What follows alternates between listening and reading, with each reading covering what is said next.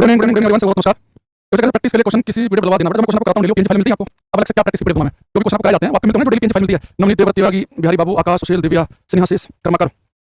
स्नेहा आर्या, रजनीश करें कुछ चरण मेरा प्रणाम, खुश रहो भाई। पंचवर्ष गुड इवनिंग, चंद्रपाल कीर्ति, बिहारी बाबू ने कहा राम राम जी, राम भाई, नवनीत राज गुड इवनिंग सर, आकाश राजपूत। ओके ठीक है, चलो और क्लियर है। अच्छा, कल की क्लास में मैं आपको एक बताएगा कि कोई जो द्रव है, कोई फ्लूइड जो है, जो प्रेशर लगाएगा उसका फॉर्मूला है HDG। याद रखना फॉर्मूला है, प्रेशर का फॉर्मूला है HDG, यानी कि एक तो डेंसिटी घनत्व क्या है लिक्विड का इंपॉर्टेंट है कि आपने पानी भरा कि मरकरी भरा हुआ है या आपने हवा भरी है। एक आपको H ध्यान रखना है, जिस पॉइंट पर आप प्रेशर निकाल रहे हो उससे कितनी ऊंचाई तक, यानी कि लिक्विड भरा हुआ है, गहराई कितनी है। और जी इतनी बात मैंने क्लास में बताई थी, तो कितना पढ़ रहे हैं कल आए थे कि नहीं, हमें इस वाले क्वेश्चन से पता चलेगा। ये क्वेश्चन करो सभी। भूपेंद्र, प्रदीप, शिव प्रताप सिंह, अजय, दिव्या, करो सभी क्वेश्चन। क्या कि when air bubble at the bottom of lake rises to the top it will, जब झील के तल पर एक हवाई बुलबुला ऊपर की ओर बढ़ता है, कोई बुलबुला है वो जो कि अभी झील के सरफेस पर ऊपर की तरफ उठेगा, तो क्या कि इसका साइज बढ़ेगा घटेगा सेम रहेगा, क्या होगा ये आपको बताना है। देखो झील के तल पर एक बुलबुला है, ये बड़ा झील है और यहाँ पे इसमें एक बबल बना, तो क्या कि बबल ऊपर की तरफ उठेगा तो उसका साइज पे क्या फर्क पड़ेगा। ठीक है ठीक है आकाश, ठीक है। हिमांशी, अजय, दिव्य प्रकाश, करो भाई। फिर जाके मेरा क्लास खत्म होगी नहीं। अमृता चौधरी आंसर आया, अपना अपडेट करवाएगा, इसके बारे में जानकारी नहीं है, आएगा तो पता चलेगा। देखो बेटा आंसर है साइज इंक्रीज होगा। आपको देखो कि जब बबल जो है ये बिल्कुल बेटा तली में होगा, मान लो साइज इतना है, लेकिन जैसे बबल थोड़ा सा ऊपर पहुंचे साइज क्यों बढ़ेगा, जब बिल्कुल तली में था तो गहराई में था, तो इसके ऊपर चारों तरफ प्रेशर लगा पानी का, तो ये दबाव है, जैसे ऊपर आएगा गहराई कम होगी, प्रेशर कम होगा, और ऊपर आएगा और साइज बढ़ेगा, सरफेस फट जाएगा। तो जब कोई बुलबुला सरफेस से तली की सतह से ऊपर की तरफ पानी लगता है तो साइज इंक्रीज करता है, और जो नीचे गहराई में होगा तो प्रेशर होगा, जितना गहराई होगी जितना ऊंचाई तक पानी भरा होगा उतना प्रेशर होता है, तो साइज बढ़ने लगेगा, ऊपर जाने पर प्रेशर का मान होगा कम, तो 9 का बनेगा ए ऑप्शन, तो उसके आकार में वृद्धि होगी। जो बच्चा 1 नंबर ठीक आंसर है, ये कल की क्लास में हमने क्वेश्चन पढ़ा। ठीक है अच्छा, एक क्वेश्चन कर सकते हैं आप। क्वेश्चन नंबर 7, क्वेश्चन नंबर 7 करो। फिर मैं आज की क्लास में कॉन्सेप्ट पढ़ाने के लिए आपको एक पेपर मुझे फाड़ना पड़ेगा कहीं से।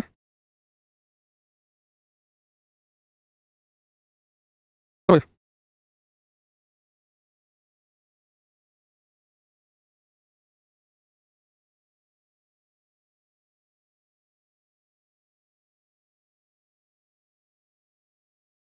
देखो इसमें जो पढ़िए हमने थोड़ा सा एक्सपेरिमेंट लिखा है। देखो इसने कहा है एक बांध की दीवार को ऊपर की तुलना में नीचे की तरफ मोटा बनाया जाता है क्योंकि दीवार पर पानी को दबाव लगा देखो। ये क्या बांध बनाया, और जब बांध बनाएंगे क्या की दीवार होती है वो नीचे की तरफ होती है मोटी, ऊपर की तुलना में। ऐसा क्यों बेटा, बांध है नीचे मान लो कि बहुत, मान लो कि 30-40 फुट मोटी दीवार है, ऊपर इसकी मोटाई कम होती चली जाएगी। ऐसे क्यों करेंगे, आपको पता है बांध में क्या होता है, पानी भरा जाता है, तो जो पानी नीचे भरा होगा वो चारों तरफ प्रेशर लगाओ, जितना गहराई प्रेशर बढ़ेगा, जब नीचे बहुत भयंकर प्रेशर लगता है तो यहाँ पे दीवार मोटी लगते हैं ताकि प्रेशर को झेल पाए। जैसे आप दीवार की गहराई बढ़ेगी वैसे वैसे प्रेशर इंक्रीज होगा, तो इसका हम नीचे मोटी दीवार करते हैं क्योंकि इसमें लिखा है इसने कि pressure aggregated by water on the wall, क्योंकि दीवार पर पानी को लगा दाब जो है वो दीवार की मोटाई करता है, दीवार की ऊंचाई के साथ बढ़ता है, दीवार की गहराई के साथ बढ़ता है। जैसे गहराई बढ़ेगी दीवार की गहराई बढ़ने नीचे की तरफ जाओगे तो दीवार की गहराई बढ़ेगी, प्रेशर इंक्रीज होगा, तो प्रेशर ज्यादा रहेगा और प्रेशर बहुत भयंकर रहेगा नीचे की तरफ। तो ये जो प्रेशर लगातार पानी पर प्रेशर मारा होगा दीवार पतली कमजोर टूट जाएगी, तो नीचे दीवार बहुत मजबूत रहती है, बहुत भयंकर सरिया भरा जाता है। इसमें सरिया भरेंगे कंक्रीट भर के बहुत मोटी दीवार बनाएंगे। मान लो हमें कैलकुलेट हमने किया कि हमें 50 फुट मोटी दीवार चाहिए, हो सकता है कि 60-65 फुट और एक्स्ट्रा लेके चलें तो पूरी भयंकर दीवार बनाएगी, बहुत बेहतरीन क्वालिटी में, बिल्कुल चेक होता है उसमें जैसे भी कोई लापरवाही कोई करप्शन नहीं होता है। डैम बनने में बिल्कुल डैम बनाए जाते हैं, 100% हल्का सा कहीं कुछ दिखा तो तुरंत उस चीज को फिर दोबारा से बनाया जाता है, तो कंस्ट्रक्शन बनाया जाएगा। तो नीचे की मोटी रखेंगे, जैसे ऊपर की तरफ करेंगे दीवार की मोटाई को कम करते जाएंगे, ऊपर प्रेशर कम लगेगा नीचे लगेगा, ऐसे करेंगे। ठीक है चलो अब हम आते हैं आज की क्लास में लिखेंगे बर्नौलीज थ्योरम, बर्नौली की प्रमेय, बर्नौलीज थ्योरम, बर्नौली की प्रमेय, हालांकि सही प्रोनाउंसिएशन बर्नौली, ये हिंदी में बर्नौली लिखा होता है, बर्नौली लेते हैं, साइलेंट रहता है वगैरह। बर्नौली की प्रमेय, बर्नौली थ्योरम। ठीक है अब आते हैं बर्नौलीज थ्योरम पे, बर्नौली की प्रमेय पे। इस बर्नौली की प्रमेय को समझने के लिए मैंने आपके सामने आपके लिए थोड़ा सा पेपर मैंने काट रखा है, आगे जल्दी आज मैं अच्छे से पूरा बड़े से फट नहीं पाएगा, एकदम शेप होनी चाहिए थी। अब देखो ये मेरे पास पेपर है, ये पेपर मैंने ऐसे सीधा नीचे गिरा है, क्यों गिरा है आपको ग्रेविटी की वजह से गिरा नीचे। ठीक है गिरा बढ़िया है ना, कोई दिक्कत नहीं है। अब ये रेलवे का बैच एप्लीकेशन द्वारा ऐड करवा दीजिए प्लीज, तब तक नहीं भाई। ये बैच जो आता है 99 का बैच आया, 50 बैच है, ये 1-2-3 दिन के लिए होते हैं, ऐसे नहीं परमानेंट होते हैं, क्योंकि एडमिशन बहुत स्पीड से फुल हो जाते हैं, तो फिर हम 1 मिनट तक एडमिशन लगता है, तो वो चीज संभव नहीं है। हमारे यहाँ तो बहुत रेयर होता है कि कोई ऐसे आते हैं कि बैच कोई ऐसे आ गया तो वो जब आया था चला गया वो, अब उसमें हमारे अपने मैनेजमेंट का काम होता है, टीचर का नहीं होता है, मेरे खुद की कंपनी नहीं है, किसी टीचर को कुछ नहीं कर पाएगा, मैनेजमेंट करता हूं, कह भी सकते हैं मैनेजमेंट करता पढ़ाता हूं, कहते हैं सबको कैसे पढ़ाना है, तो आपको अपना पढ़ाने पे ध्यान मैनेजमेंट पे ध्यान देगी, है ना। अब देखो ये नीचे की तरफ गिरा पेपर, क्योंकि ग्रेविटी की वजह से नीचे की तरफ गिरा है। अब मैं बिना इसमें हाथ लगाए मैं सीधा करने की कोशिश करूंगा। अब मैं क्या करूंगा, मैं इस पेपर को फूंक मारूंगा जोर से, अब देखना ये बहुत सीधा ध्यान दिया मैं थोड़ा दूर फूंक मारूंगा ताकि आप कान में पहुंचे। ये क्या हुआ, मैंने इसको फूंक मारी, एक फूंक की कीमत तुम क्या जानो रमेश बाबू, मैं फूंक मारा था पूरी स्पीड से हवा चल रही है यहाँ पे, तो पेपर सीधा क्यों हो रहा था, एक्चुअली हो क्या है जब मैं फूंक मारा था ना तब बहुत तेज हवा चल रही थी, ऐसा हवा चल रही फूंक मारने लगा बहुत हवा चल रही है। तो बर्नौली साहब ने बताया कि अगर कभी फ्लूइड मैंने आपको बताया कि लिक्विड भी आता है गैस भी, अगर कभी फ्लूइड बहुत स्पीड से भर रहा हो, वो लिक्विड या गैस बहुत तेजी से फ्लो कर रहे हो, बहुत स्पीड से चल रही हवाएं, बहुत स्पीड से चल रहा लिक्विड तल, ये एक लो प्रेशर कम दाब का क्षेत्र पैदा करते हैं। तो मैं इस कागज पर फूंक मारा हूं तो फूंक तेज मारने से हवा तेज चल रही है, तब एक लो प्रेशर कम दाब का क्षेत्र पैदा हो गया। लेकिन इस पेपर के नीचे तो हवा शांत है, यानी यहाँ पे हाई प्रेशर है, ऊपर प्रेशर लो नीचे प्रेशर हाई, नीचे हवा शांत है, यहाँ धीरे धीरे चल रही शांत होगी, स्पीड कम होगी, प्रेशर हाई होगा, जब तेज चलोगे लो होगा। तो मैं फूंक मारने से इस पेपर पे ऊपर एक लो प्रेशर जो बना कम दाब का क्षेत्र, नीचे हवा शांत है, हाई प्रेशर बना उच्च दाब का क्षेत्र, यहाँ हाई प्रेशर यहाँ पे लो प्रेशर, और आपको पता है कि हवा हमेशा हाई प्रेशर से लो प्रेशर आती है, तो नीचे हाई प्रेशर था ऊपर लो प्रेशर था, तो नीचे की हवा है ऊपर प्रेशर को भरने के ऊपर की तरफ जा रही थी, वो तो नीचे पेपर भी आगे मार के सीधा कर रही है, इसलिए ऐसा हुआ है। तो यानी कि हम क्या बर्नौली थ्योरम से कि तेज चल रहा फ्लूइड, तेज चल रहा द्रव यानी लिक्विड या गैस कोई भी एग्जांपल ले लो, जब तेज भागते हैं तो लो प्रेशर क्षेत्र पैदा करते हैं, और यहाँ पे स्पीड कम होगी हाई प्रेशर बनता है। तो जब आप पेपर लेकर फूंक मारेंगे तो हाई तेज भागने से लो प्रेशर क्रिएट होगा, नीचे हवा शांत है, हाई प्रेशर होगा, यहाँ प्रेशर हाई, यहाँ प्रेशर लो, हवा जाती है हाई से लो की तरफ को, नीचे ऊपर जाएगी नीचे पेपर अटैक मार के सीधा कर दिया ऐसे, वो चीज को मैं लिखना है। ठीक है देखेंगे कि अगर स्पीड ऑफ फ्लूइड द्रव की जो चाल है अगर बहुत ही फास्ट हो, स्पीड ऑफ फ्लो बहुत ज्यादा हो, तो एक लो प्रेशर कम दाब का क्षेत्र पैदा होता है, लो प्रेशर निम्न दाब का क्षेत्र पैदा होगा। लो प्रेशर बहुत ही तेज चल रही हवा है, एक लो प्रेशर पैदा करती है, और स्पीड ऑफ फ्लूइड द्रव की चाल बहुत तेज हो तो एक लो प्रेशर क्रिएट करेंगे। लेकिन अगर स्पीड ऑफ फ्लूइड धीरे हो, फ्लूइड बहुत धीरे चल रहा हो, स्पीड ऑफ फ्लूइड द्रव की चाल बहुत ही कम हो, फ्लूइड बहुत धीरे चल रहा हो, तो हाई प्रेशर क्रिएट करेगा, उच्च दाब का क्षेत्र पैदा करेगा। तो पेपर के बाद पूछेगा कि तेज चल रही हवाएं कैसा प्रेशर पैदा करती हैं, लो, और धीरे चल रही हवाएं कैसा प्रेशर पैदा करती हैं, हाई। अब इन सब एप्लीकेशन आपको बताऊंगा, कुछ डेली लाइफ में जो एग्जाम में देखने को मिलते हैं इनसे वो हम करेंगे, पहले लेना कि कोई भी द्रव यानी कि तल या गैस लिक्विड गैस कोई भी तेज भागे तो कम दाब का क्षेत्र पैदा करेगी और धीरे चल रही तो हाई प्रेशर जोन क्रिएट करेगी। ये बर्नौली थ्योरम का सार निकल आया है। ठीक है अब इस बात को समझने के लिए इनसे जो बर्नौली जो सामने बताया कुछ एग्जांपल हैं, हम देखेंगे हम कौन कौन सी बातें बर्नौली के थ्योरम से एक्सप्लेन कर सकते हैं। तो पेपर में आता है कि ये घटना किस नियम के आधार पर एक्सप्लेन की जा सकती है। देखो जैसे कि आपने बात देखी होगी, आपको मेट्रो में गए होंगे कोई बच्चा, मान लो दिल्ली आया हुआ, किसी और मेट्रो सिटी में गया हो, जहाँ मेट्रो चलती है, तो वहाँ पे देखा होगा, सर आपकी बैच सुबह में थी, लेकिन आप मूर्ख हो, आप डेली क्लास लेने आते नहीं हो, आपकी बैच सुबह में थी, उसमें बताया क्लास चैप्टर जो है रात को कराया जाएगा, डेली क्लास में तो पता है, जब क्लास टाइम से लेंगे तो पता कैसे रहेगा, समस्या ये तो है, एक से एक धुंध आते हैं, एक ये आता है ग्रुप का कब होगा, मैं बच्चों से कहता हूँ रेलवे का चेयरमैन हूँ, रेल मंत्री हूँ, तो आप मेरे से बात पूछो भी, मैं कुछ भी आंसर दूंगा, क्यों तुक्का मारूंगा, कोई व्यक्ति अगर आपसे कहेगा कि होगा तुक्का मार रहा है, तो ग्रुप का पेपर सबको पता चलेगा, मुझे कोई पता चलेगा कि मेरे पास चेयरमैन सवाल से फोन करेंगे, आज मछली का पेपर बच्चों को बता देना, तो ये ऐसे हर क्लास में क्वेश्चन पूछना टीचर से, ये पेपर कब होगा, कब आएगा, सबको पता चलेगा, ये टाइम पास करने की क्लास में चीज है, मेरा बहुत कंटेंट टाइम पास करने के लिए, सुबह शाम तक क्लास समझता हूं मैं, लेकिन अपने आए वो पैसे खराब किया आपने, बच्चा भी कह रहा था कि बैच कब से आने वाले पास सोच नहीं थे, तो बच्चों 100 मिनट टाइम से बैच ले पाते, तो मैं टाइम पास करने आ रहा हूं, कब होगा पेपर, कब होगा, कब होगा, टाइम पास करना क्लास में फालतू में बिल्कुल भी, जो क्वेश्चन पूछा उसका आंसर दिया बस, इससे बिल्कुल जनरेट करने का आपको आपको करने की जरूरत है। अब जैसे मान लो मेट्रो स्टेशन पे गए और आप वहां पे खड़े हो गए, तो आपको मेट्रो में वहां पे लिखी होती है, please stand behind yellow line, कृपया पीली रेखा से पीछे खड़े हो, जैसे जिस प्लेटफॉर्म पर मेट्रो आएगी ना, तो ये कहते हैं थोड़ा सा प्लेटफॉर्म पर डिस्टेंस बना के खड़े हो, जब मेट्रो आकर रुकेगी दरवाजा खुलेगा तो अंदर जाओ, तो ऐसा क्यों लिखते हैं, और बहुत तेजी से मान लो कि मेट्रो आ रही है, ये मान लो कि आप छोटे मोटे गांव में रहते हैं, और आपके गांव देहात में एक ऐसा स्टेशन है जहां पे केवल पैसेंजर गाड़ी रुकती है, एक्सप्रेस रुकती है, तो आप बिल्कुल प्लेटफॉर्म के नजदीक रहोगे ना, आपको एक्सप्रेस गाड़ी रुकेगी नहीं निकले पूरी स्पीड से, तो बहुत तेजी से कोई ट्रेन आपके गुजर जाए ना, तो आप नजदीक रहोगे प्लेटफॉर्म पर, तो गाड़ी आपको तरफ खींच लेगी, जब ट्रेन आपको चला जाएगा, तो बहुत तेज चल रही ट्रेन आपको खींच लेती है, वो कैसे होता है वो मैं आपको बताऊंगा, वो बर्नौली की थ्योरम से एक्सप्लेन कर सकते हैं। एक क्वेश्चन आता है जो एरोप्लेन उठता है, जो एरोप्लेन उठ जाता है, उसको उठाने में कौन सा प्रिंसिपल हेल्प करता है, बर्नौली की थ्योरम करती है, जब आंधी तूफान आते हैं तो मकान की छत उड़ जाते हैं, टीन की छत छप्पर वाले मकान उड़ जाते हैं, वो किस बता सकते हैं, बर्नौली की थ्योरम से बता सकते हैं, जो बोलो स्विंग करता है, इन स्विंग आउट स्विंग करता है, वो किस बता सकते हैं, बर्नौली की थ्योरम से बता सकते हैं, इस बारे में क्लास में करेंगे, तब देखना। तो एक लिखेंगे लिफ्टिंग ऑफ एरोप्लेन, हवाई जहाज का उठना, लिफ्टिंग ऑफ एरोप्लेन, हवाई जहाज का उठना, एक madam blowing off ropes in storm, तूफान में मकान की छतों का उड़ जाना, तूफान में मकान की छतों का उड़ जाना, blowing off ropes in storm, तूफान में मकान की छतों का उड़ जाना, तीसरा attraction of fast moving train, तेज चल रही ट्रेन का अपनी तरफ को खींच लेना, attraction of fast moving train, तेज चल रही ट्रेन का अपनी तरफ को खींचना, लेकिन स्विंग और बॉल का स्विंग करना, इन सबको एक्सप्लेन कर देंगे हम, दो तीन एग्जांपल आपको पता है कि क्लियर हो जाएगा कि बर्नौली की थ्योरम कैसे काम करती है, ठीक है। तो सबसे पहले लिखेंगे कि लिफ्टिंग ऑफ एरोप्लेन, एरोप्लेन का लिफ्ट उठना, दूसरा तूफान में मकान की छतों का उड़ जाना, तीसरा तेज चल रही ट्रेन का अपनी तरफ को खींचना, चौथा बॉल का स्विंग करना, तो दो तीन एग्जांपल लेते हैं ताकि आपको क्लियर आ जाए कि बर्नौली की थ्योरम कैसे काम कर रही होती है। देखो तो सब समझते हैं कि जैसे आप चप्पल उड़ गई, चलो चप्पल चप्पल लेते हैं, नहीं तो ट्रेन वाले लेता है एग्जांपल, ये मान लो कि किसी के मकान है, ठीक है, पूरे मकान की छत है, ऊपर टीन की छत है, यहाँ पे खिड़की लगी हुई है, ठीक, अब ये मकान है और हिंदी में खुद लिखा हाथ में नहीं होना बोल रहा, हिंदी में लिखिए, चार बार हिंदी में तुम्हारे खुद लिखा नहीं आ रहा, टीचर समझ रहा हो। अब ये मान लो कि तूफान आया, जब तूफान आएगा तो क्या होगा कि छत के ऊपर हवा बहुत तेज चलेंगी, बहुत तेज, पूरी स्पीड से हवा चल रही है छत के ऊपर, तो तूफान का मतलब क्या है कि आंधी वाली हवा तेज चल रही है, अब जब बहुत तेज हवा चलेंगी तो अब समझो छत के ऊपर हवा तेज चल रही होंगी, तो बर्नौली साहब ने क्या बताया कि तेज चल रही हवाएं, बर्नौली में क्या बताया, आगे बर्नौली साहब, बर्नौली ने बताया कि अगर हवाएं तेज चल रही हो, यानी कि फ्लूइड बहुत तेज भागा तो लो प्रेशर क्रिएट करता है, तो तूफान चलेगा छत के ऊपर बहुत तेज हवाएं चलेंगी, तो लो प्रेशर क्रिएट हो जाएगा छत के ऊपर, कम दाब का क्षेत्र, लो प्रेशर जोन, निम्न दाब, लेकिन छत की जो हवाएं शांत है, अगर हवाएं शांत है, यहाँ पे स्पीड से हवा नहीं भाग रही, यहाँ पे हाई प्रेशर उच्च दाब का क्षेत्र बन जाएगा, उच्च दाब का, आप समझो जिस कमरे में बैठे हैं ऐसे अज्यूम करो कि छत टीन की है, मान लो कि छत टीन की है और इस तूफान आ गया बाहर, तो जिस छत के नीचे बैठे छत पे हवाएं तेज चल रही होंगी, तो छत के ऊपर एक लो प्रेशर क्रिएट हो गया, लेकिन छत के नीचे हवाएं शांत है, यहाँ प्रेशर हाई, अगर छत है हवाएं तेज चल रही, तूफान यहाँ पे लो प्रेशर, छत के नीचे हवाएं शांत है, हाई प्रेशर, अब यहाँ पे हाई प्रेशर है, यहाँ पे लो प्रेशर है, और मैंने आपको बताया कि हवा हमेशा हाई प्रेशर लो प्रेशर, तो अंदर की हवाएं हाई प्रेशर में है, वो छत के ऊपर लो प्रेशर में भागना चाहेंगी, तो छत में क्या करेंगी, छत पर मारेंगी, और अपनी ताकत से उठा भी देंगी। आप सबने ध्यान दिया होगा कभी आप टीन के मकान में फंस जाए, टीन के छत वाले मकान में, तो तूफान आता है ना, तो टीन से करते हो ढप ढप ढप ढप की आवाज आती है, क्यों उसको हवा बहुत तेज चल रही होंगी, तो लो प्रेशर क्रिएट हो गया, नीचे हवाएं शांत है, हाई प्रेशर है, यहाँ प्रेशर हाई, यहाँ प्रेशर लो, अंदर की हवा भागना चाहिए, तो लगातार टीन से पटक मारी है, तो छत उठे ना, उड़ ना जाए, इससे बचने के लिए जिनके मकान की छत टीन की होती है ना, वो लोग करते हैं चारों तरफ से छत ना जो टीन होती है उसे एक दो लग जो ईंट के होते हैं ईंट से दबा देंगे, घर में फालतू सामान पड़ा ईंट के मकान बना, उसे लकड़ बच गए, उसको छत के ऊपर डालेंगे, टीन छत के ऊपर, ताकि टीन छत के ऊपर वजन हो जाए और कभी तूफान छत इजली ना उठे, तो तूफान में छत उड़ जाती है टीन की, ये छत पर उड़ जाते हैं, तभी उड़ते हैं, कोई ज्यादा वजन चीज ना रखी हो, जो टीन छत सिंपली उसको वजन रखा नहीं है, तो बहुत आंधी तूफान में उड़ जाएगी वो, तो गांव में देखा आपने कि छत पर उड़ते हैं भैंस के, उसको वजन ना जब लकड़ बड़े पेड़ काट कटा मान लो सूख गया था, वो जो भी उसको डाल देता है ताकि वजन हो जाए, तो ऐसे करते हैं, कोई काम टीन छत के लिए ये लेंटर छत नहीं उड़ेगी, क्योंकि उसको लेंटर छत नहीं उड़ेगी, ठीक है। अब हमारे पास में ये मैंने कहा कि नीचे प्रेशर लो प्रेशर और नीचे की हवाएं हैं ये ऊपर तक मारेंगे ये छत उड़ जाएगी, ठीक है। एक मैं आपको बताता हूं ज्ञान के लिए ट्रेन का अपनी तरफ को खींचना, ये आपको ध्यान रखना होगा, ठीक है। देखो अब जैसे कि आप एक मेट्रो स्टेशन पे गए और प्लेटफॉर्म के बहुत ही एक मिनट कमेंट बाजी बच्चों की समाप्ति हो गई, सो थोड़ा सा कमेंट हटा थोड़ी देर क्वेश्चन पूछने को लाएंगे। अब मैं पर हो गया, अब मेरे सामने से ट्रेन गुजर रही है और ट्रेन बहुत स्पीड से गुजर रही हो और प्लेटफॉर्म पे कुछ पकड़ रहा हूं, तो ट्रेन अपनी तरफ को खींच लेती हो, समझना ट्रेन आपके कैसे निकलेगी, तो मेरे आसपास जो हवाएं हैं ट्रेन आगे से निकलेगी तो हवा को खींच के साथ ले जाएगी, अब ट्रेन बहुत स्पीड से निकलती है स्टेशन बनाओगे तो पूरी आपको धूल टूट सी दिखती होगी, तो ट्रेन करते हवा को खींच के ले जाती है, लेकिन मेरे आगे से ट्रेन गुजरे तो मेरे आगे की हवा बहुत स्पीड से भागेगी, मेरे आगे बहुत तेज हवा चलेंगी, तो मेरे आगे लो प्रेशर हो गया, लेकिन कमर के पीछे हवा शांत है, हाई प्रेशर, कमर के पीछे हवा शांत, उच्च दाब हाई प्रेशर, आगे हवा तेज निकल गई लो प्रेशर, लेकिन यहां लो प्रेशर बना, पीछे हाई प्रेशर बना, हवा भागती है हाई से लो की तरफ, तो पीछे की हाई लो प्रेशर को भरने के लिए आएंगी, तो साथ में हमारे पटक मारेंगी, तो जो ट्रेन में उतर सकता हूं, इसे थोड़ा सा हमेशा आपको डिस्टेंस मेंटेन करके खड़ा होना चाहिए, क्योंकि बहुत ट्रेन चल रही होगी तो अपने हमारे आगे को खींच के ले जाएगा, बहुत स्पीड से लो प्रेशर, पीछे शांत हाई प्रेशर और हवा भागेगी हाई से लो की तरफ, तो ट्रेन टक्कर जाएगी। तो इसलिए आपको बात को ध्यान रखना है कि कई बार ऐसा गांव में ट्रेन की पटरी लगती है आसपास से, और एक बच्चा होता वहां पे से बना रहा था ऐसे वीडियो, ट्रेन गुजरी पीछे चल रही है और वो ट्रेन के नजदीक चला गया और अचानक से साला ट्रेन में क्यों लगा, उसे लगा कि ट्रेन डिस्टेंस बनी है, लेकिन ये सोचेंगे ट्रेन भाग रही है, जब हवा तेज चल रही है लो प्रेशर है, हवा शांत हाई प्रेशर है, उधर की हवा भाग जाएंगी, तो बीच में सही लगा, तो उससे टक्कर मारी हवा ने और सर एकदम ट्रेन में सेकंड के 10 से पहले लगा कि वो बंदा मर गया होगा, इतनी तेज चल रही ट्रेन में मजबूत हुआ, टन खत्म, सचिन वाला खत्म, दर्द महसूस करने से पहले मर गया वो, तो दर्द महसूस नहीं होगा, खत्म, तो इन हरकतों से बचना चाहिए। तो ये आपको ध्यान रखना है कि चलते ट्रेन जो है उससे थोड़ा डिस्टेंस मेंटेन करें, प्लेटफॉर्म पर थोड़ा दूर खड़े हो, है ना। दूसरी चीज मैं क्या बताया आपसे कि आंधी तूफान आते उड़ जाती है, इसे आप बर्नौली की थ्योरम से, बर्नौली की थ्योरम से समझ सकते हैं, ठीक है। अच्छा तीसरी चीज एक बात और ध्यान रखना, ये बर्नौली की थ्योरम है, ये मैंने आपको जो है वो सार बताया कि फाइनली बर्नौली की थ्योरम पढ़ते हैं तो निकल के आता है कि फ्लूइड द्रव तेज चला तो प्रेशर लो लगेगा और फ्लूइड की स्पीड कम तो प्रेशर हाई लगेगा, ये मैंने आपको बताया कि ये बर्नौली की थ्योरम है। ये बर्नौली की थ्योरम किस सिद्धांत पे, किस प्रिंसिपल पे काम करती है, ये क्वेश्चन आता है, इसका सिद्धांत प्रिंसिपल क्या है, पहला बर्नौली की थ्योरम काम करती है ऊर्जा के संरक्षण के सिद्धांत पे, law of conservation of energy पे, इंपॉर्टेंट लिखेंगे Bernoulli theorem works on law of conservation of energy, law of conservation of energy. Bernoulli की प्रमेय, बर्नौली की प्रमेय, बर्नौली की प्रमेय ऊर्जा के संरक्षण के सिद्धांत पर कार्य करती है। Bernoulli theorem works on law of conservation of energy, Bernoulli की प्रमेय ऊर्जा के संरक्षण के सिद्धांत पर कार्य करती है, ठीक है। Law of conservation of energy, ठीक है। लेकिन हमारे टीम ऐसे के इंसान के पहुंच गई है जो कोई वापस भी नहीं देता। ये बेचारा बोल स्विंग वाले बता रहे हैं, चलो बोल के स्विंग वाले बता देता हूं आपको, यहां देखना।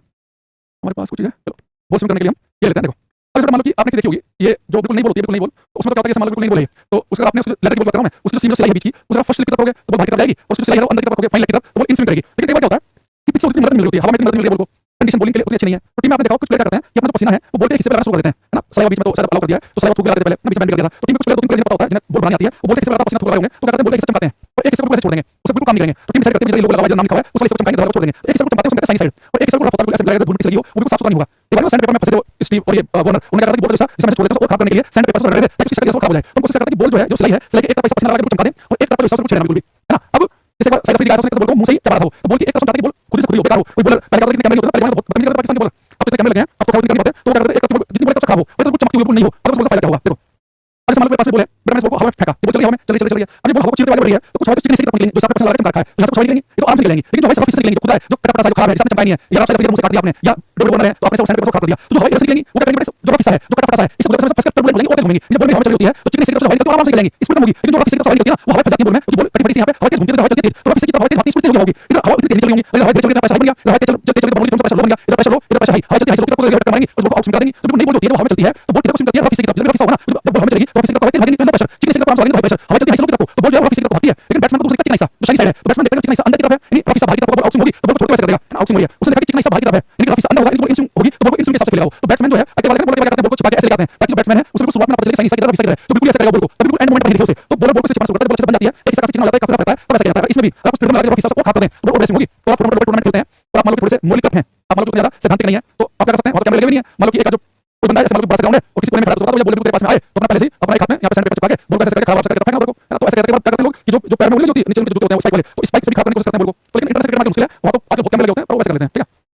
क्या पता लगी विराट कोहली बॉल इतना पसीना क्यों लगाता है। दूसरा एक बच्चा रिवर्स स्विंग में क्या होता है, तो रिवर्स स्विंग पाकिस्तान के बॉलर की आर्ट है, ये आर्ट जो है पाकिस्तान के अंदर खोजी गई, लेकिन जब तक पाकिस्तान वालों को पता था तो जो इंग्लैंड वाले हैं, ऑस्ट्रेलिया वाले चीटिंग करते हैं, जिसके नियमों के खिलाफ काम कर रहे हैं, ये चीटिंग कर रहे हैं, खुद पता चल गया, उनसे काला काम दे दिया। देखो पाकिस्तान को क्या निकाली, बॉल लगातार बॉलिंग लगातार काम किया है। जैसे अब वो क्या करते हैं, मान लो कि सोचो आप एक तरफ लगातार पसीना लगा रहे हैं, अब एक काम करो कि बॉल में पसीना लगा रहे हैं, अब बहुत ही पसीना लगा बॉल को, वो सही वाला को करते हैं, चिन्ह खाते थे, ऐसे टोपी खाते थे जैसे कि उनकी लाल और खुला है, अब लाल जो बहुत भारी सी है, पसीना लगा रहे हैं बॉल के हिस्से पे, तो क्या लगातार बॉल पर थूक लगा रहे हैं, लगातार पसीना लगा रहे हैं, तो बॉल का ये वाला हिस्सा भारी हो जाएगा, ये भारी हो गया, तो चिकना हिस्सा है और फिसल हल्का जाएगा, बॉल का वजन चेंज आएगा। अब जैसे बॉल को हम छोड़ोगे, अब बॉल चिकनी हिस्से की तरफ भागेगी, तो फिजिक्स में आपने पहले बताया उसके हिसाब से क्या होता है कि बॉल फिसल की तरफ भागनी चाहिए, फिसल की तरफ भागती चलती है, लो प्रेशर होता है, हवा जाती है लो साइड की तरफ, तो बॉल फिसल की तरफ भागनी चाहिए, लेकिन रिवर्स में चिकनी हिस्से की तरफ भागती है, क्योंकि चिकनी हिस्से का वजन ज्यादा हो जाता है। तो अब क्या होगा कि मान लो कि बॉल जल्दी पानी होती है, लगातार पसीना दे जा रहे हैं, लाल लगा जा रहे हैं, बॉल का वजन थोड़ा सा चेंज आ गया, तो क्या होता है कि बॉल एक टाइम पर चिकनी हिस्से की तरफ कोई भागने लगती है। अब क्या करता है कि बॉल पाकिस्तान के थे वो ऐसे बैट्समैन को दिखाते हैं कि चिकनी हिस्सा भारी तरफ है, तो बैट्समैन को पता चिकनी हिस्सा भारी तरफ है, लेकिन अंदर बॉल अंदर की तरफ आती है, बॉल छोड़ी वैसे हाथ उठाया उसने, वो बॉल अंदर आ गई, वो सोचता है जमीन से कुछ हुआ है, जमीन हो सकता है डेटा हो, इसलिए बॉल लगी, सुनता चला लोगों को जैसे कुछ पीछे हो रहा है, बॉल चिकनी हिस्से की तरफ भाग नहीं सकती, लेकिन रिवर्स में इधर की थी, बाद में धीरे-धीरे वो पाकिस्तान से वो भारतीय मनोज प्रभाकर बोल होते थे, उनके पास में आई, उन्हें अपने वो साथ बताई, धीरे-धीरे करके पाकिस्तान के बॉल रिटायर हुए, वो कोच बने भारतीय देशों में, उन्हें बताना शुरू कर दिया, तो फिर बॉल में फैल गई है, ठीक है। बहुत कौन से रन गूगल कर लेना भाई, कौन से रन गई हमारे पास में ये बर्नौली के में याद रखना कंजर्वेशन ऑफ एनर्जी पे काम करती है, ऊर्जा के संरक्षण का सिद्धांत एक बड़ी इक्वेशन होती है, इसमें वो एनर्जी कंजर्वेशन की इक्वेशन होती है, जिसने 12 साइंस पढ़ी हो उसको पता होगा। दूसरा आपको जानना है कि एनर्जी कंजर्वेशन में काम करती है, आगे में पानी से उड़ाना हो, बॉल का स्विंग करना हो, है ना, इस तरह की लगा के ट्रेन को खींच लेना हो, या जैसे छत उड़ती है हवा का हवा में उठना हो, इन सब में बर्नौली काम करती है, ये आपको ध्यान रखना है, ठीक है। अब लिखेंगे आप पास्कल्स लॉ, पास्कल का नियम, पास्कल्स लॉ, पास्कल का नियम। आप चाहो तो इन सब जो ईयर है वो गूगल से करके लिख लेना भाई कि पास्कल किस में जाएगा, बर्नौली किस में जाएगा, अपने को इतना याद नहीं है, नियम है ना ईयर, ठीक। अब पास्कल के नोट आते हैं, एक बार आ गया, फिर एग्जाम कब होगा, अभी थोड़ी देर पहले पॉइंट लेक्चर दिया इस बात पे, मैंने स्टेट लेवल पर बॉलिंग में कई बार इनाम जीता है। अच्छा बढ़िया, जीता तुमने। देखो पास्कल का नियम क्या है, इसकी स्टेटमेंट भी इंपॉर्टेंट है पास्कल के लॉ की, और इसका एग्जांपल वो इंपॉर्टेंट है पास्कल लॉ के, उसकी स्टेटमेंट पाएंगे पहले, ठीक है, और फिर इसे कौन सी इसकी एप्लीकेशन है डे लाइफ में कहाँ यूज किया था उसको जाएंगे। देखो पास्कल का से कहते हैं कि जैसे मान लो कि हमारे पास में एक कंटेनर है और इसके अंदर में क्या किया, इसके अंदर मान लो कि हमने कोई फ्लूइड भर दिया, फ्लूइड यानी कि द्रव, फ्लूइड में द्रव में तरल और गैस दोनों आते हैं, लिक्विड और गैस, या तो लिक्विड भर दिया, तेल भर दिया, या कोई आपने गैस भर दी इसमें, तो कहा कि मेरे पास मान लो कंटेनर है, इसके अंदर एक फ्लूइड है, अब मान लो जैसे मान लो यहाँ पे एक पिस्टन लगी हुई, पिस्टन समझो, वो इंजेक्शन में तो अंदर वाला होता है, वो इंजेक्शन का हिस्सा जो है उसको पिस्टन कहते हैं, जैसे आप अंदर कर सकते हो इसके, ठीक,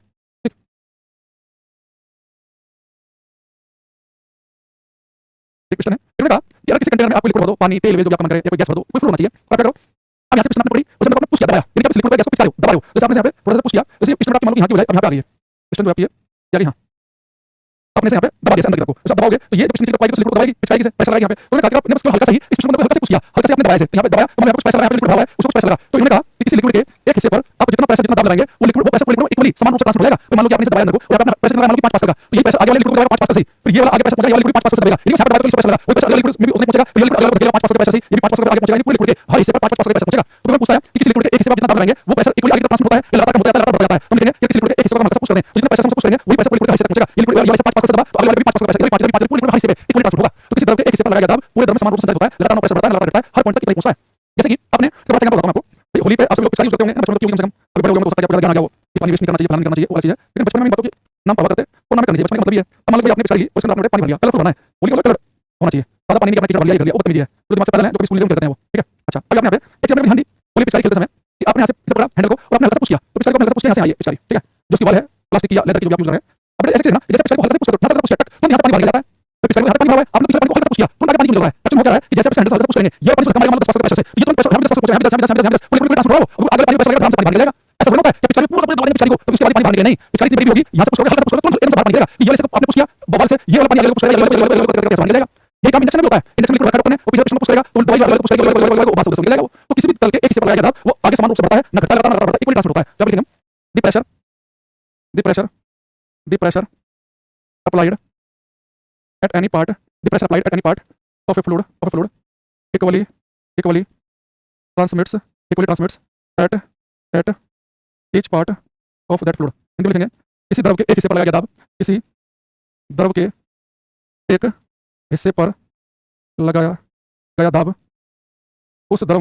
में समान रूप से संचारित होता है, किसी द्रव के एक हिस्से पर लगाया गया दाब उस द्रव में समान रूप से संचारित होता है। इसका पानी कौन सा बना था, बता पास कर लो, काम कर रहे हैं यहाँ पे, ये आज की क्लास ज्वाइन की है, ठीक है, पहले पिछली क्लास कंप्लीट कर लो। एक तरह के डाउट पूछने का स्लाइड नहीं है, बता रहा है सिर्फ, पता नहीं क्या लिखा है भाई बच्चा, महेंद्र प्रसाद महतो, आपका टेलीग्राम चैनल क्या है, सोनू बाबू पूछ रहे हैं, टेलीग्राम बताया मैंने इसके बारे में, तो समझ आया कि पानी का प्रेशर, मैंने कहा प्रेशर बन रहा है, जितना प्रेशर आप यहाँ से पुश करोगे वो प्रेशर इक्वली ट्रांसफर होता है, समान रूप से आगे बढ़ता है, बताया नहीं है, मैंने कहा कि आपने पिचकारी पानी भरा और आपने ऐसे पुश किया, अगर आपने प्रेशर लगाया 100 पास होगा, तो उतनी प्रेशर आगे पानी लगेगा 100 पास, उतनी 100 आगे प्रेशर बना रहा है, टेंशन चलता है, ये बढ़ रहा है। अरे भाई टेलीग्राम चैनल में सोनू बाबू कितनी बार बताया कि आप टेलीग्राम पर जाओ, वहाँ पर लिखो अंकुर सर फिजिक्स, जब अंकुर सर फिजिक्स लिखोगे तो 2-3 चैनल खुलेंगे, तो जिस चैनल में 47,000 बच्चे हों सब ज्वाइन कर लो, अंकुर सर फिजिक्स लिखा होगा, ऑफिशियल शब्द लिखा होगा, मैंने आपको देखना कि इसमें 47,000 बच्चे हैं, सर 47.6 हो गया, कितने हो गया, तो वो जो है वो सब ज्वाइन कर लेना, 47.6 इसमें कभी 1 लाख के आसपास होते बच्चे, तो 2.5 साल पहले 40,000 बच्चे हो गए, हमारा चैनल ब्लॉक हो गया वो, इतनी मेहनत से 40,000 बच्चे जुड़े थे, जिनके साथ हम लोग करते थे, उनके नाम याद हो गए थे, और क्या हुआ कि लोगों ने बहुत सारे टेलीग्राम चैनल पर जैसे लोग वीडियो भेज रहे थे, उन्होंने टैग लगवाई, तो मैंने क्या पोस्ट लॉन्च मतलब वो किया ना कि भाई बैच आया ना, तो शेयर किया, तो उस चक्कर में क्या हुआ कि मेरा भी ब्लॉक हो गया, वो वापस नहीं आ पाया, फिर मैंने 1-2 महीने कुछ नहीं किया, फिर मैंने यार दोबारा शुरू करना, फिर मैंने 2 महीने स्टार्ट किया, फिर दोबारा हो गया 47,000 बच्चे, 1 लाख होते, क्योंकि मतलब पहले जाते तो कोई नया बच्चा जुड़ना आसान होता है, जब कोई चैनल 10-50 बच्चे जुड़ना मुश्किल होता है, दूसरा क्या कि साथ में बच्चों ने क्या किया, उसने चैनल बना दिया साथ में, एक 5 हो गया उसके भी, मतलब मैंने कहा कि चैनल नया बनाया और ऐसे बच्चे ने बना दिया, तो कुछ ऐसे ही हो गया, ठीक है। महेंद्र प्रताप सिंह पता नहीं क्या लिख रहे हैं भाई, सर डाउट में सिर्फ मैथ रीजनिंग का है, अच्छा भाई मुझे इस बारे में जानकारी नहीं है, आप कौन सेंटर बात करो, आपको कोई दुविधा हो, है ना, ठीक है। अच्छा अभी पास्कल लॉ है, अब इसके एक एग्जांपल लेना, पास्कल लॉ की एप्लीकेशन कहाँ यूज होता है, पास्कल का नियम, ठीक है, इसमें आप लिख लेना,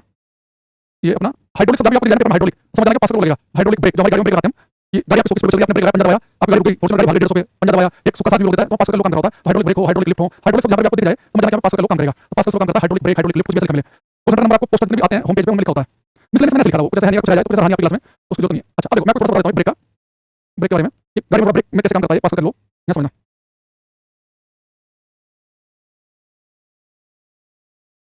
ठीक है। देखो ये हमारे पास में ये ब्रेकिंग सिस्टम बना हुआ है आपकी गाड़ी का में, ये ब्रेक बॉक्स है, तो जो ब्रेक बॉक्स होता है हमारी गाड़ी का उसके अंदर ऑयल भरा होता है ना, यहाँ ऑयल भरा होगा, ये भरा हुआ है यहाँ पे, ठीक, ये बड़ा ब्रेकिंग सिस्टम है, इसका ये वो वाला पार्ट है इधर वाला जहाँ पे पैर रखते हैं, यहाँ देखना ये बड़ा वाला हिस्सा है, यहाँ पे पैर रखेंगे और सब पुश करेंगे, अंदर को तेल को दबाएगा, ठीक है, तो ये वाला हिस्सा है जहाँ पे मेरा पैर रखा होगा, ठीक है, ये वाला हिस्सा है यहाँ पे ऑयल भरा हुआ है, ठीक है, ये बड़ा वाला हिस्सा है जो जाके टैरो टैरो जाके फंसेगा, टैरो जाके पकड़ जाएगा, ये वाला हिस्सा है। अब हमारी गाड़ी के अंदर एक सिस्टम होता है, ब्रेक कैसे काम करते हैं, ये ब्रेकिंग सिस्टम है, अंदर ऑयल तेल भरा हुआ है, ये वाला हिस्सा जहाँ पे पैर के अंदर पुश करेंगे, ये वाला हिस्सा है जो जाके टैरो पे फंसेगा, ये वाला। अब यहाँ पर एक चीज समझो, जैसे आपने यहाँ पे पैर रखा और पैर रख के आपने पुश कर धक्का मारा, जैसे पुश करोगे धक्का मारोगे तो पिस्टन अंदर जाएगी और क्या करेगी, यहाँ पे तेल है इसका चक्कर है, सब पुश कर देगी।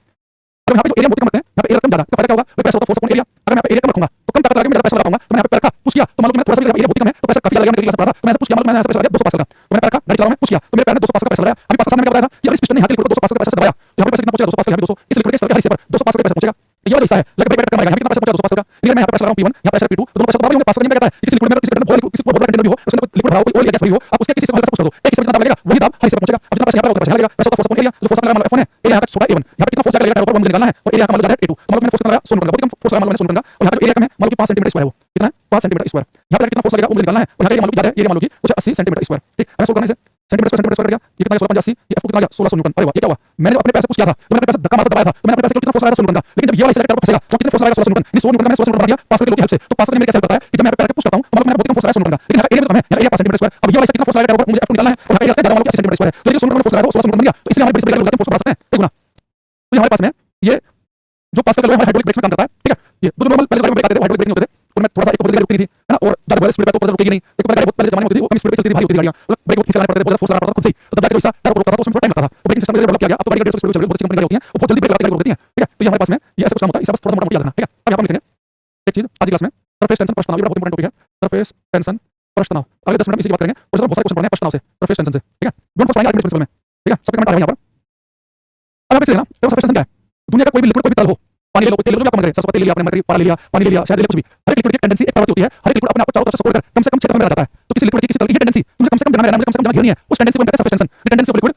टू ऑक्यूपाई मिनिमम एरिया, कम से कम क्षेत्रफल घेरना, ये तो प्रवृत्ति है लिक्विड को सरफेस टेंशन। अब आपको सोचो, अभी अभी सब कैसे करो, अपने आप को सोचो कम से कम मेरे अपने आप को सपोर्ट कम से कम क्षेत्रफल में रहना है, तो अपने लिक्विड को सपोर्ट करोगे तो आपको स्किन में खिंचाव आएगा। ऐसे कोई लिक्विड हमारे पानी है, लिक्विड अपने आप को चारों तरफ सपोर्ट है, चारों तरफ से वो सपोर्ट के अपने आप को कम से कम क्षेत्रफल में रखेगा, तो उसके ऊपर खिंचाव पैदा हो जाएगा, लेयर पैदा हो जाएगी। तो सरफेस टेंशन की वजह से लिक्विड की टेंडेंसी की वजह से कम जगह में रहना है, तो लिक्विड की सरफेस पे लेयर एक झिल्ली सी रहती है, एक मेम्ब्रेन की लेयर रहती है, उस लेयर मेम्ब्रेन का यूज करके मच्छर पानी को बढ़ जाते हैं। कोई आपसे पूछे कि मच्छर पानी को टूट पाते हैं, पानी की सरफेस टेंशन प्रश्न की वजह से, क्योंकि पानी के क्षेत्रफल में रहना चाहता है, अपने आप को सपोर्ट लेगा, उसके ऊपर लेयर से बन जाएगी, इससे बैठ पाएगा वो। लेकिन इंसान है हमारा होता है, ये अच्छा बैठ पाएगा, मच्छर लावा दे रहे हैं पानी के ऊपर, नए बच्चे जन्म ले रहे हैं, मच्छर की वजह से डेंगू हो रहा है, सब पानी में डेंगू, लेकिन पानी मलेरिया मच्छर हो रहा है, तो हम करेंगे हम चाहेंगे मच्छर पानी में ना पनपे। तो उसके लिए हमें संदेश सुनने को मिलता है गर्मी के मौसम में, बरसात के मौसम में, कि कृपया अपने कूलर का पानी बदले, कूलर का पानी अंडे अंडे हैं, लावा है मच्छर का, अब पानी बदलोगे तो पानी जमीन पर रहेगा तो खत्म हो जाएगा। अब पानी बदल पा रहे हैं तो कहते हैं थोड़ा सा अपने कूलर के पानी में एक बर्तन मिट्टी का तेल मिला दें, तो मिट्टी का तेल पानी के अंदर मिलाना सरफेस टेंशन खिंचाव समाप्त करता है, तो लावा डूब जाएगा, समाप्त हो जाएगा। तो मच्छर मक्खी पानी के ऊपर क्यों बैठ पाते हैं? सरफेस टेंशन की वजह से। मच्छर मक्खी पानी के ऊपर ना बैठे तो क्या मिला पानी के अंदर? केरोसिन ऑयल, मिट्टी का तेल, ये थोड़ा सा सब भी मिला सकते हैं। याद करो, आपके कपड़े गंदे हो, कूलर काले हो गए हो, आप क्या करती है? पहले उस कपड़े को 2 घंटे सर्फ में भिगो देती है, तो उसका धोती क्यों? क्योंकि आपको पता है कि पानी के अंदर मैं सब घोलूंगी तो पानी के अंदर खिंचाव सरफेस टेंशन समाप्त हो जाएगा। अब जो प्रोसेस में डुबाया जाएगा, पानी के अंदर खिंचाव ही नहीं, तो पानी आपके कपड़े के बारीक से बारीक रेशा तक पूरा गीला कर देगा आपकी शर्ट को। आपके घर में एक टी-शर्ट लेना, सारे पानी को नॉर्मल पानी डुबो देना, उसे बाहर निकालना, फिर आपको सूखी सूखी दिखाएगा, वो पूरी गीली होगी ना, वो बाहर से गीली दिखेगी, लेकिन अंदर बारीक से बारीक रेशा पानी नहीं पहुंचता। लेकिन सर्फ में घोलते हैं ना, सब पानी के अंदर घुल जाएगा, तो पानी बिल्कुल खिंचाव नहीं, ऐसा पानी 4 घंटे गीला रहेगा आपके कपड़ों को, बारीक से बारीक अंदर रेशा घुल जाएगा। आप मम्मी से बस मारेंगी, रगड़ मारेंगी, तो अंदर से गर्मी खींच के बाहर निकलेगी, कपड़े बस धुलेंगे आपके।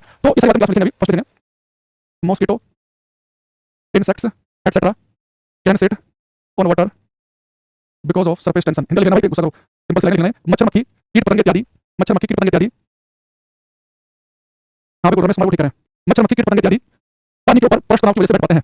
मच्छर मक्खी कीट पतंगे इत्यादि पानी के ऊपर प्रश्न तनाव की वजह से बैठ पाते हैं। Mosquito insects etcetera can sit on water because of surface tension. मच्छर मक्खी कीट पतंगे इत्यादि पानी के ऊपर प्रश्न तनाव की वजह से बैठ पाते हैं। To reduce the value of surface tension kerosene oil और डिटर्जेंट पाउडर इज यूज्ड। प्रश्न तनाव का मान कम करने के लिए मिट्टी के तेल या डिटर्जेंट पाउडर का उपयोग किया जाता है। प्रश्न तनाव का मान कम करने के लिए मिट्टी के तेल या डिटर्जेंट पाउडर का उपयोग किया जाता है। बड़ा तीसरा लाइन इंपॉर्टेंट, मैं कितना पढ़ाऊं आपको, पेपर में तीसरी लाइन आती है। अगर मैं आपसे कहूं कि एक क्वेश्चन आता है, मैं ये मस्टर्ड ऑयल से कैसे बनाना पड़ेगा। तीसरा मेरा ये है क्वेश्चन आपसे कि वर्षा की बूंद गोलाकार होती है, वर्षा की बूंद गिरती है तो वो सिलेंडर की बेल की फॉर्म में क्यों गिरती है, वो क्यूब की फॉर्म में क्यों गिरती है, वो शंकु की फॉर्म में क्यों गिरती है, वो गोलाकार क्यों गिरती है। जैसे आपने मैथ में मेंस्ट्रुएशन आपने पढ़ी हो, मैथ के टीचर ने 100% आपको बताया होगा कि अगर वॉल्यूम सेम हो, वॉल्यूम सेम का मतलब है कि मैंने 10 ml पानी रखा, 10 ml पानी यहाँ, 10 ml यहाँ, 10 ml यहाँ, 10 ml पानी है, ये 10 ml पानी जो बन गया गोला, इस 10 ml पानी की शेप में सेंटर बेल जैसी, ये 10 ml पानी में शंकु, ये 10 ml पानी में क्यूब घन। अगर वॉल्यूम सेम हो तो सबसे कम जो क्षेत्रफल जो आकृति घेरेगी वो गोले की आकृति होती है। हमारा क्वेश्चन ये कि सबसे कम क्षेत्रफल कौन सी आकृति घेरती है, तो बोलेंगे गोला। तो वर्षा की बूंद गोलाकार होती है, कम से कम क्षेत्रफल में रहना तो अपने आपको गोला बना लेती है, ठीक है। अब लिखेंगे सबसे पहले बैच, सबसे पहली क्लास देखा होगा राहुल मीना, सीरियस होगा कि नहीं होगा, तुम रोज आते हो क्लास में, तो फालतू कमेंट होता है मीना, तुम एक भी पढ़ने आते हो, तो किस लिए आते हो क्लास में, बेइज्जती कराने आते हो या सुनने आते हो या तुम्हें ऐसे टाइम पास करने आते हो, मुझे पता नहीं चला तक तुम्हारी क्लास यही है। तो लिखेंगे रेन ड्रॉप, आपको लास्ट में चला भाई बैच टीचर अच्छी बात सुनो अपने बारे में, तुम अभी भी बताओ पहले उसी क्लास से डांट खा रहे हो। Rain drop is spherical due to surface tension. लिखेंगे वर्षा की बूंद गोलाकार प्रश्न तनाव की वजह से होती है, वर्षा की बूंद गोलाकार प्रश्न तनाव की वजह से होती है। Rain drop is spherical due to surface tension. और देखेंगे एक बार सरफेस टेंशन कम करने के बाद पानी को उबालना शुरू कर दो, गर्म करना शुरू कर दो, तो टेंपरेचर के बढ़ने से भी सरफेस टेंशन प्रश्न तनाव का मान बढ़ता है। आप बहुत ज्यादा भाई कपड़े हो, मतलब कि कोई कारपेट टाइप की है, दुबई बहुत भाई कपड़े हैं, कंबल है, तो क्या करेंगे पहले पानी गर्म करेंगे ताकि पानी सरफेस टेंशन कम हो, फिर सब भूलेंगे, उसने कपड़े धोएंगे, तो भाई कपड़ों को के बाद देखो मम्मी ने पानी को गर्म उबाला होगा, फिर सब लगा साफ किया होगा, तो टेंपरेचर बढ़ने भी प्रश्न का मान बढ़ता है। अब मैं आपसे क्वेश्चन पूछूंगा 3-4, ठीक है। चलते हैं आगे। अब इसमें हम 2-3 क्वेश्चन आते हैं 1 बाय 1। ये गोली का तार आपको करने हैं बिना टाइम खराब किए, तो कई बार थका क्वेश्चन आएगा, इसको इतने की जरूरत नहीं है। The shape of rain drop is spherical due to वर्षा की बूंद गोलाकार होता है, किस कारण सरफेस टेंशन प्रश्न आपको सबको पता ही है ना। क्वेश्चन नंबर 11 करेंगे और क्वेश्चन नंबर लिखेंगे। अब इसमें परेशान होते हैं क्लास लाइव है नहीं है क्या है, अरे भाई लाइव क्लास, अगर कोई बैच लाइव चलेगा, ये वीडियो टेस्ट करना है, क्या क्लास लाइव है, ये पूछो आप लोग। ये बात है मैं एक सिंगल क्लास में आपको पढ़ाई कभी जो क्लास में डालूंगा तो पहले बताऊंगा, एक क्लास आपको एक्स्ट्रा मिलेगी, हम डालेंगे, बताते हैं हम कैसे करते हैं प्रोग्राम, मतलब लिखा करो ये बात दिल तोड़ दो, मैं समझ मेहनत कर रहा हूं, तुम समझ और तुम इसी चक्कर में लगे हो, रिकॉर्डेड लाइव है कि एक drop liquid as spherical shape तल की बूंद गोलाकार आकार करती है, क्यों तो तल की गोलाकार से करती है, सबसे कम एरिया तक बोलेगा, तो दिया जाता है कि गोले के प्रश्न क्षेत्रफल सबसे कम होता है, आंसर सही है